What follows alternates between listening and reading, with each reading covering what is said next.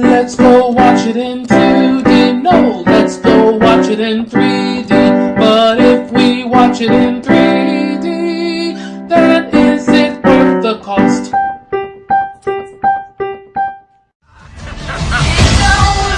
So we're saving the galaxy again? Yep. Awesome! We're really going to be able to jack up our price if we're two-time galaxy savers. Hello. This is Adolf Vega with James Tate.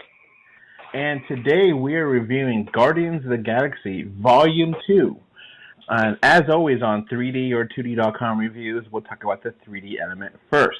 Now, the 3D element is kind of strange because I think the first movie and the second movie are about the same in that overall I did enjoy it, but I wasn't wowed by it. Yeah. Like in the middle, you would say? Yeah, there's certain scenes that look better. There's one scene with, I forget what the weapon is called, but it's a flying weapon that Yondu uses. The whistling arrow. Yeah, and that looked kind of cool in 3D. There's one scene where it's like really popping out, and there's another scene where Rocket shoots something, and you get to, you see a hole, and that looks really cool in 3D. There is a kind of a spoilery thing that I don't want to get too much into, but there's a touching scene toward the end. I think you know what I'm talking about, James. Where how that scene uses 3D makes total sense. And if you watched it in 2D, it's still a touching scene, but in 3D it gives it a little extra oomph, where I think it makes it more special. Overall, I think I'm not going to say what it is because that's a massive spoiler, but I think you know what I'm talking about, right? Yes. Yeah.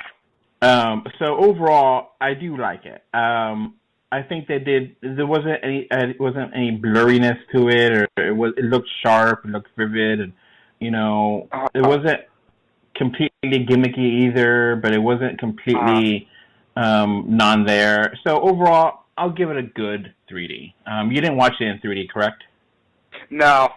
I was going with friends, so we didn't buy 3D. So, yeah, that's going to be the verdict. A good 3D. If you watch it in 3D, I think you'll enjoy it. If you don't, I think you'll still be able to enjoy it. You're not losing that much by not watching it in 3D. So, that's going to be it for that.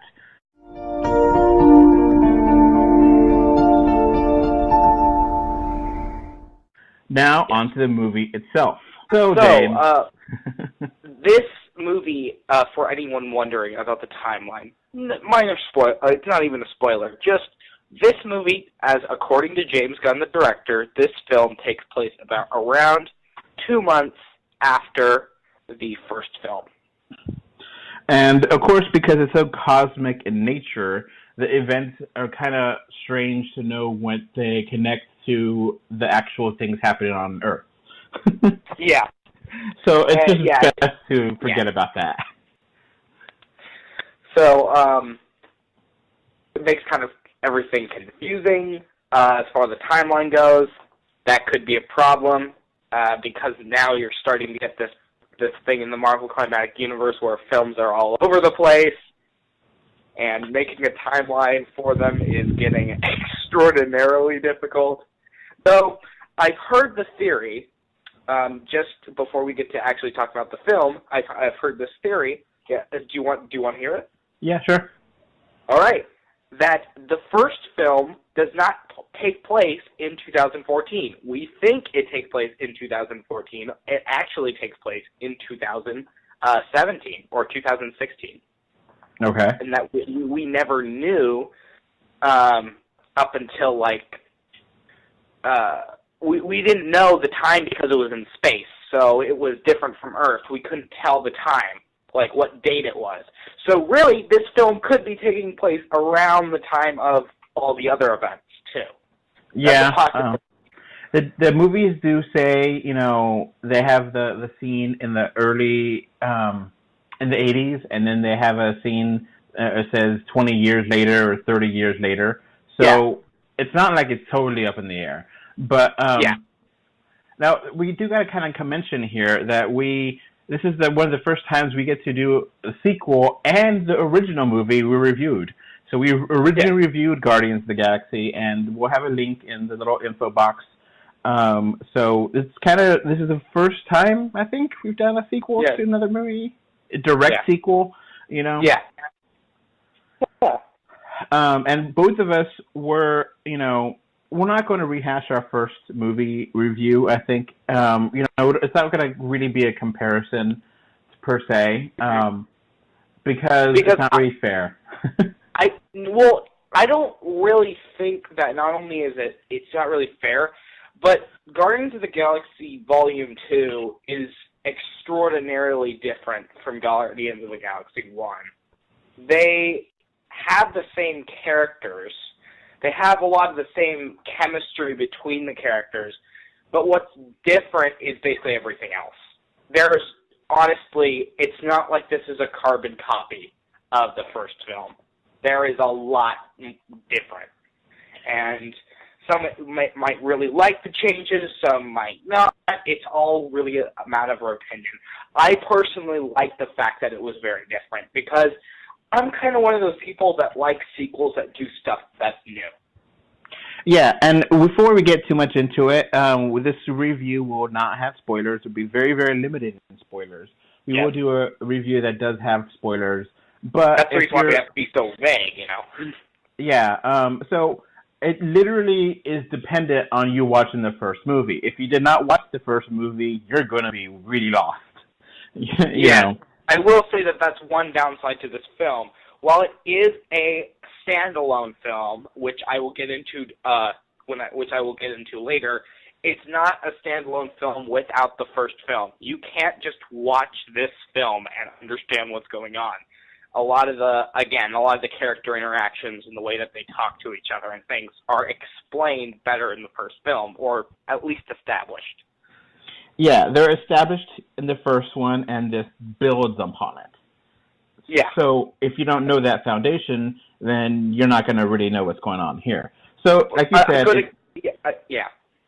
Good example is, why is Groot a child in this? Why is Drax the way he is? You know, just questions like that, you know? Yeah. So, like you said, it takes place a few years after the events of the first one. And the movie starts off with a fight with the monster, and I guess they're now hired guns of the galaxy, and they are doing, you know, tasks that I guess the Nova Corps told them to do. Yes. And they're kind of like, they're using their fame to get jobs, basically. That's what I got from it. Now, this is a very minor spoiler, but when they're fighting the monster, you'll notice one thing that in particular is that the Guardians are not necessarily fighting together. They're kind of all over the place. So, like, they're not fighting really as a team, like you would see in Avengers 2 at the very beginning, where they're using their powers together to, you know, fight off the Hydra enemies. You can definitely tell that the Guardians are very new to this, and it's just a disjointed way that they're fighting this monster. Everyone's doing their own thing, and they're all over the place. Yeah, so they aren't working. They're working at the same simultaneously, but not together, which is a very subtle way of saying it. But it's a way of showing how new the team is. Yeah, where they know each other, they like each other, they get along, but they don't blend in together. They don't really communicate well.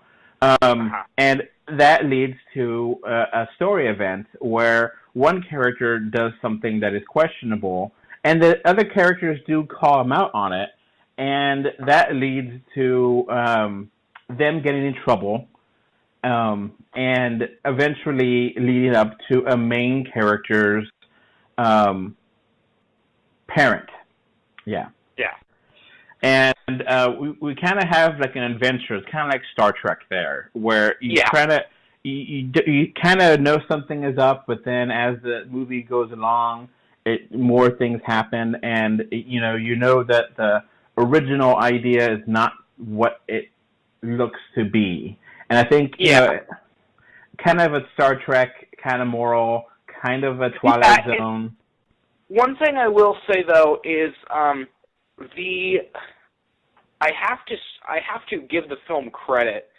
I personally really enjoyed the villain of this film because not only was he a very extremely unique and memorable villain, I just really like the design and the concept of him. It's just so Lovecraftian. I don't know if you've ever heard that term. Like, Lovecraftian mythos is like Cthulhu, like these huge godlike entities that like basically just want to destroy the entire universe. They don't care. They just want to spread and just be there. Just they don't care about humans. They don't care about anything. All they care about is basically themselves. They're almost like a disease, kind of. Yes, and I actually agree 100%. The character that is the villain is well developed and likable and interesting. Yes. It is kind of strange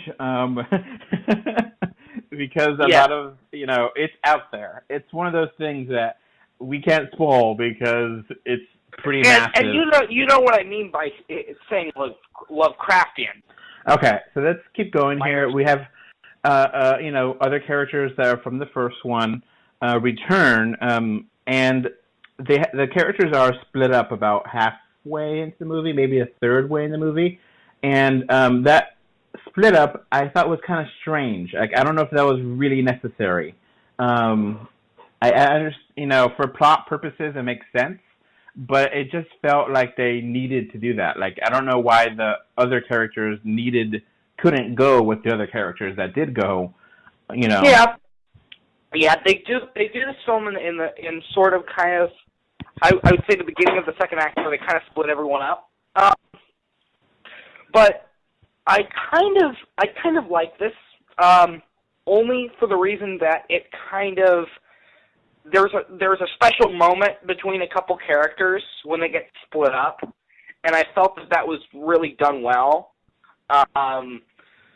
So I think that one thing that I really like, or one thing to add on to kind of like the final notes about this film without spoiling it, and it is, while they do have a lot of characters, and you could argue it was pretty cluttered, I do think that every one of the characters has at least one or two really good interactions or moments or stuff like that. They get a chance to shine. Okay. And that includes the new characters as well. Yes, and I do like the new characters. The new character of Mantis, she's very innocent, and there's a new character of, well, I won't mention that character's name because that is a joke, and I think that joke is a really bad joke. And I didn't like that joke the first time, and it just kind of ran into the ground. And that's where I think some of my criticisms of this movie is that some of the things they do just doesn't work, and it's not funny, and it's not entertaining, and I just kind of rolled my eyes, and it's like, really? That's the way you're going to continue do this? Yeah. That's kind of a bad way of doing it. And that character, which I will not name, is one of those instances where I just thought it was so bad, and it was just unnecessary. And, you know, other characters there, here and there, I do like all of them. You know, some of the crew members of Xanadu are just there, you know. Although, one thing that's kind of interesting about it is that I don't consider them new characters, but I consider them new in the sense that we're getting to see new sides of them. Yondu, for example, as well as Nebula, are both characters from the first film that return, and were kind of sort of villains. Nebula was definitely a villain in the last film, but you kind of get to see more of their motivation. And while I do kind of think that a couple things were more retconned from the first film, if you've ever heard of that term, like it's changed, but it's a change that makes sense. Yeah, so I do like those elements. It makes the characters more complex and gives them depth. Yeah. And Yeah. gives them... It's because it makes these characters not just one-dimensional, or as a little bit, because they were a little bit more simple in the first film, you have to admit. They were a lot more, you know, he took my money, I'm going to go after him, you know? Yeah. So, it's a lot more complex now. The characters are definitely something I do compliment. And I do really like the development of them and how they handle situations. And I thought all that was top-notch. You know, some of the jokes totally fell flat. And some of the action scenes were kind of, I questioned how they did it. And, like, the story elements I kind of questioned, too. It seemed like a little bit too convenient at times, a little bit too easy. You know, and some of the things were just not... It's like, well, why didn't they just do that? That seems like that was the simplest thing to do, and they didn't do it, and they caused all this other trouble. And, you know, it's one of those things where the solution would have been simple, but they wouldn't have had that adventure. So, you know, overall, let's wrap up here. I think I liked it a lot. I think some of the music selections was kind of weaker, too, than the first one. It wasn't memorable, and the music was kind of a bigger deal than the first one, because it just kind of worked really well with it. Yeah. And there is a product placement in this movie that I really think is just terrible. Well, you know what I'm talking about. I know what they're trying to do. But yeah. Okay, what do you give it? I'd actually give this probably an 8 out of 10. Okay. I think I'm going to go a little bit lower. I think I'm going to give it a 7. You know, I think some of the problems I had were some of the story issues went off a little bit too easily. There was a little bit, some of the jokes fell totally flat, and like some of the action scenes. That first one, I guess it was interesting how they did it with a different focus, but I kind of wanted to see what was going on, you know? Yeah. So it's interesting. And then some of the post-credit scenes, I think it really dragged on, you know? Yeah, I really felt that 4 out of the 5 were just completely unnecessary, because, you know, they're parts that are funny, yeah, but they could have been part of the actual film. I mean, that's just my opinion. Yeah, and they could have been deleted scenes. They didn't need to be there. But, you know, some of the certain scenes in there, too, kind of felt a little, like, there to extend the time. So, overall, I still like it. I still really like it. For me, it felt like it was trying a little too hard. You know what I mean? Yeah. All right. Do you have any final thoughts? No. I would recommend definitely seeing this film. I think it's a good compliment to the first film. And I really don't. You could call it a mixed bag, but I do think that it has a lot more good than it does have any bad. Yeah, I guess a sophomore slump kind of thing where it's, you know, maybe it's your expectations need to be checked, and instead of you attacking the movie per se. It's always good to have your expectations be 0, and that way you're not expecting 100 and you get mad when you get 80, you know. So it's one of those things where expectations, you know, the first one was really low and then it blew, you know, it was higher than that, and then this one, it was really high, and maybe for me, it was a little lower than that. So the expectation game is probably, you know, interesting to play with, but always try to keep an open mind, and I think I still found it very enjoyable. A very fun movie, good summer kind of movie, and I give them credit for the character development. I think they're doing really good with that stuff now with the Marvel movies, where they haven't had it always before. But the character stuff is top notch. So, yeah. If you have anything else to say? Nope. All right. See you guys in the spoiler review. Bye. Bye. All you do is yell at each other. You're not friends. No, we're family. Alright, so that's going to wrap up this podcast. Remember to like, comment, favorite, subscribe.